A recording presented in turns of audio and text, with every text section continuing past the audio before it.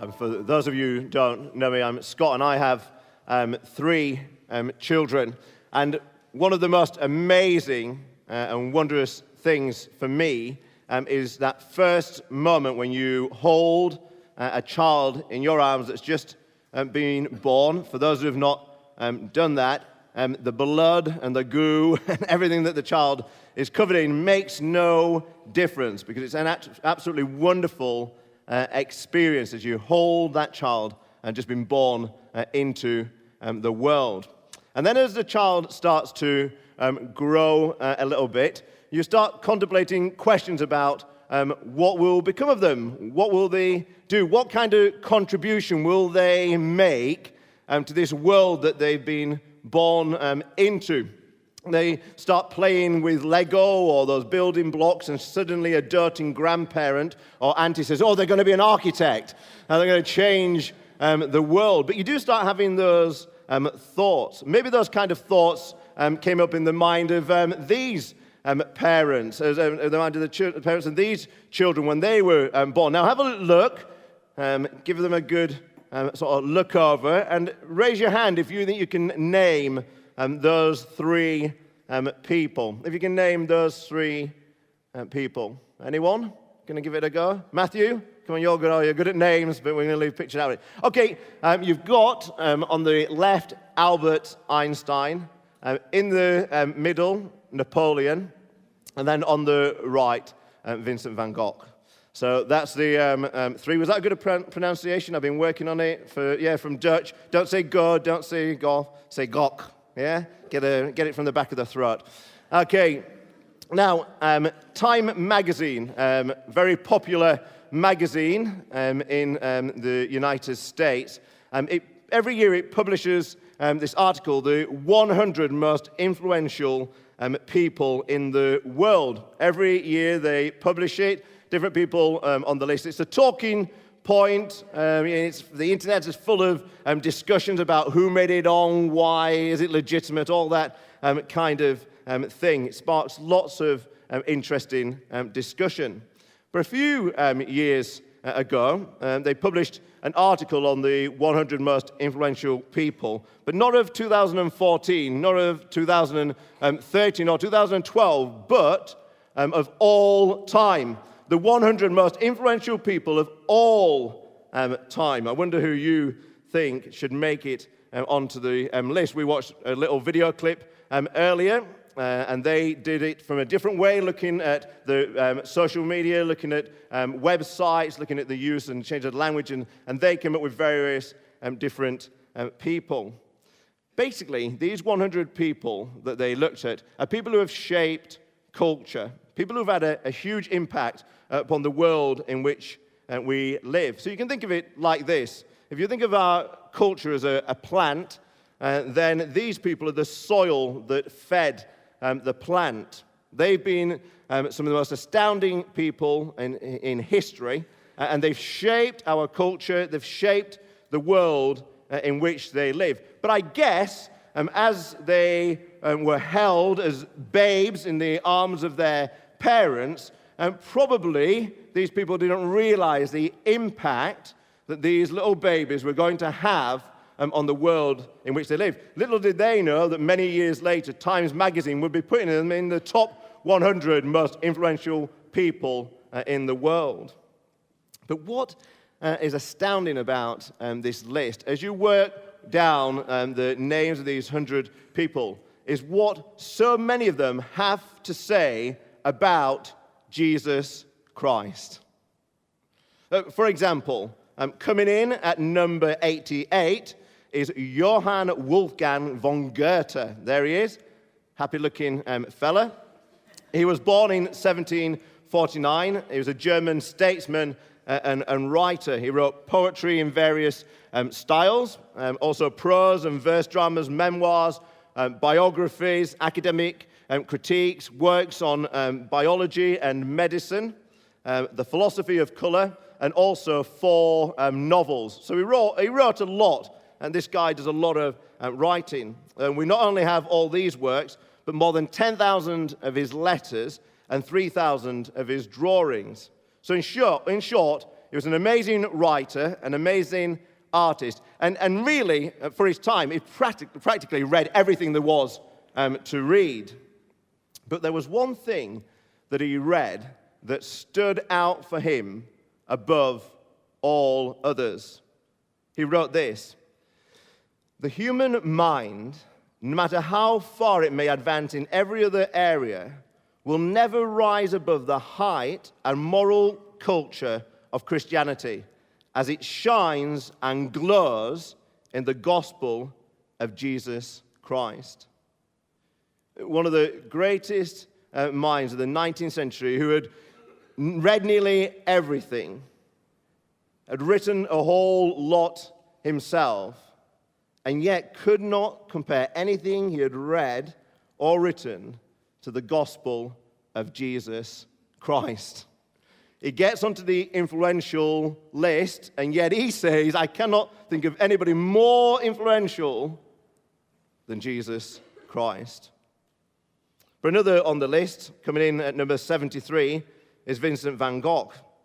He left an unparalleled mark on the history of art. Born on the 30th of March of 1853, he was a post-impressionist painter of Dutch origin, whose work, people speak about its rough beauty, its hidden depth, its emotional honesty. These are the terms that art critics band about.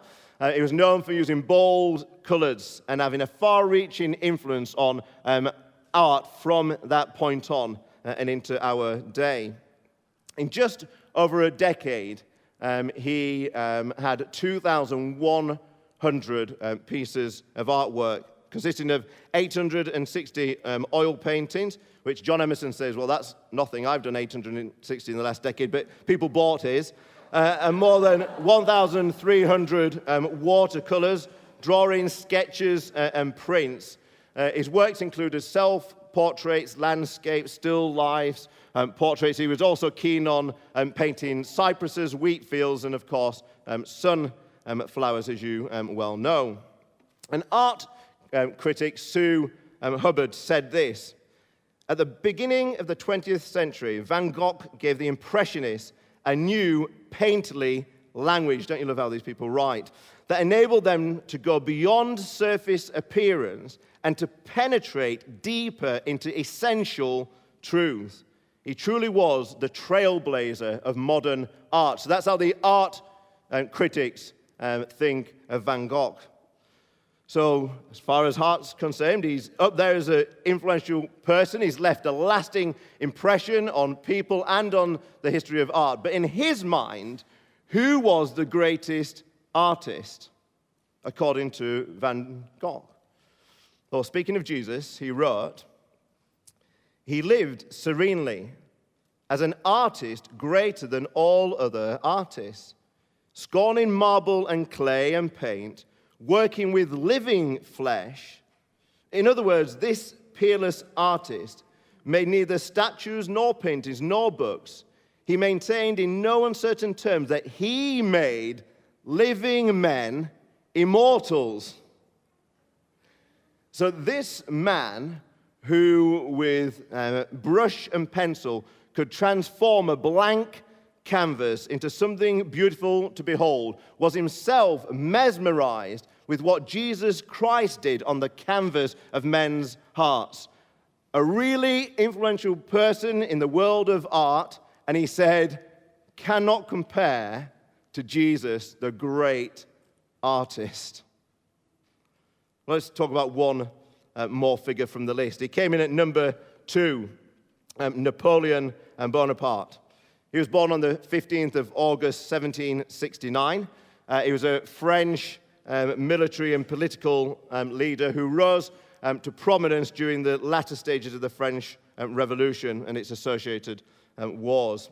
Now, as emperor, he was emperor of France from 1804 to 1814 and again in 1815. He dominated European affairs for over 2 decades. He was like top dog in Europe. He won most of his major battles and seized control of most of the continent of Europe until his final defeat in 1815.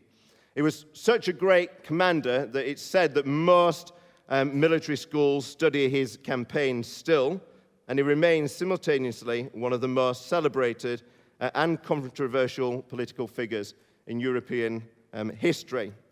But something that I didn't realize about him, that I understood from reading a few articles, that he not only had a big impact military, but he also brought about lots and lots of liberal reforms across Europe, summarized by British historian Andrew Roberts, who says this of him: "The ideas that underpin our modern world, equality before the law, property rights, religious freedom, modern secular education, sound finances, and so on, were championed, consolidated, codified, and geographically extended by Napoleon.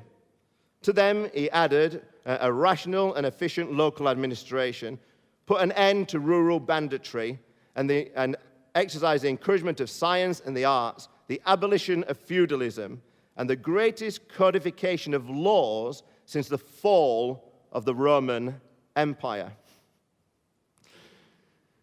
So, what did this most influential figure, number 2 on the Times 100 most influential people in the history of the world, what did he have to say about Jesus? Well, here's what he says: "I know men, and I tell you that Jesus Christ is no mere man. Between him and every other person in the world, there is no possible term of comparison. Alexander, Caesar, Charlemagne, and myself founded empires. But how did we achieve our work? Upon force. Jesus Christ founded an empire upon love. And at this hour, millions of men would die for him." So a man who engendered loyalty from his countrymen and spread his empire across Europe knew that in comparison to the kingdom that Christ had built, he was just a drop in the ocean. Now, by now, I guess it should be obvious to you, and if it's not obvious to you, then you're definitely not going to get on any list well, you might get on a list that somebody produces, but it won't be the top 100 of the most influential people. It must be obvious to you who comes number 1, who gets first place. It's Jesus. However, one thing that struck me as I was thinking about this and thought about how people feel about their children and how people often comment about what their children achieve, as I was saying at the beginning, and these 3 people that we've looked at who commented on Jesus. Mary, she had a heads up, didn't she, about what her son was going to achieve. See, the angel said to Mary, in that reading printed on your sheet, he said, "You will conceive and give birth to a son, and you will call him Jesus. He will be great and will be called Son of the Most High. The Lord God will give him the throne of his father David, and he will reign over Jacob's descendants forever. His kingdom will never end." See, Jesus' influence goes beyond that of any other man, precisely because he is not like any other man. The angel proclaimed, "He will be great and will be called Son of the Most High." Jesus is God the Son coming to earth. That's what we celebrate at Christmas time. That's what we mean when we talk about the incarnation. God the Son taking to himself human flesh. See, this claim may seem far-fetched. What God the Son came to earth and took human flesh. But how else do you explain the influence of Jesus? How else do we explain the impact that Jesus of Nazareth had across countries and continents, upon classes and creeds, upon cultures and centuries?